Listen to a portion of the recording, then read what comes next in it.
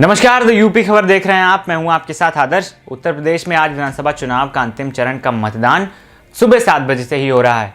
मतदान शुरू होने के कुछ देर बाद ही समाजवादी पार्टी ने गाजीपुर, वाराणसी और आजमगढ़ समेत कई शहरों में फर्जी मतदान कराए जाने की शिकायत की है और चुनाव आयोग से इस पर संज्ञान लेने की मांग की है। पार्टी की ओर से ट्वीट करके बताया गया है कि जौनपुर जिले की मछली शहर विधानसभा 369 के बूथ संख्या 355 पर बीजेपी के कार्यकर्ता मतदाताओं के साथ जोर जबरदस्ती कर रहे हैं, मतदान करने नहीं दे रहे हैं। इसी तरह गाजीपुर जिले की मोहम्मदाबाद विधानसभा 378 के बूथ संख्या 345 पर कुछ लोग खड़े होकर मतदाताओं को रोक रहे हैं और वोट पड़ जाने का दावा कर रहे हैं। उत्तर प्रदेश विधानसभा चुनाव 2022 के अंतिम चरण का मतदान आज हो रहा है। सुबह 7 बजे से ही लोगों का हुजूम मतदान केंद्रों पर दिखाई पड़ रहा है और हर चरण की तरह इस चरण में भी समाजवादी पार्टी काफी ज्यादा एक्टिव दिख रही है।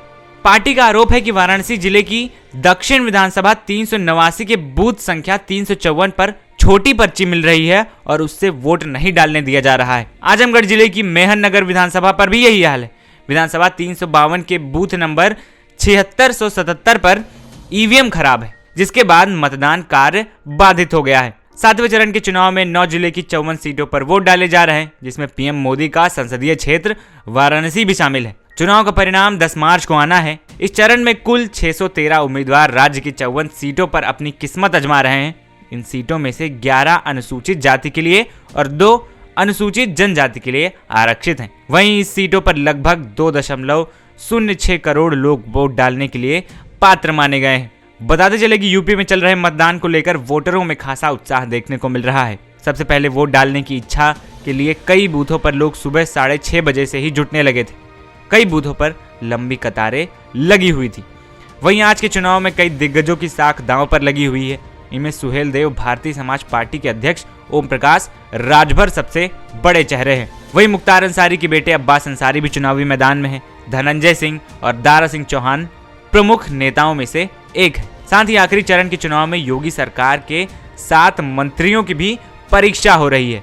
उनमें वाराणसी की शिवपुर सीट से पिछड़ा वर्ग कल्याण मंत्री अनिल राजभर, वाराणसी के उत्तर से स्टाम्प एवं पंजीयन राज्य मंत्री रविंद्र जायसवाल, वाराणसी दक्षिण से पर्यटन एवं सांस्कृतिक राज्य मंत्री नीलकंठ तिवारी, जौनपुर से आवास एवं शहरी नियोजन राज्य मंत्री गिरीश यादव, मिर्जापुर की मड़िहान सीट से ऊर्जा राज्य मंत्री रामाशंकर सिंह पटेल, सोनभद्र की ओबरा सीट से समाज कल्याण राज्य मंत्री संजीव गोंड और गाजीपुर सीट से सहकारिता राज्य मंत्री संगीता बलवंत शामिल है। चुनाव का परिणाम 10 मार्च को आना है, तभी पता चलेगा कि क्या इन नेताओं की साख बचेगी या फिर जनता किसी नए को मौका देगी।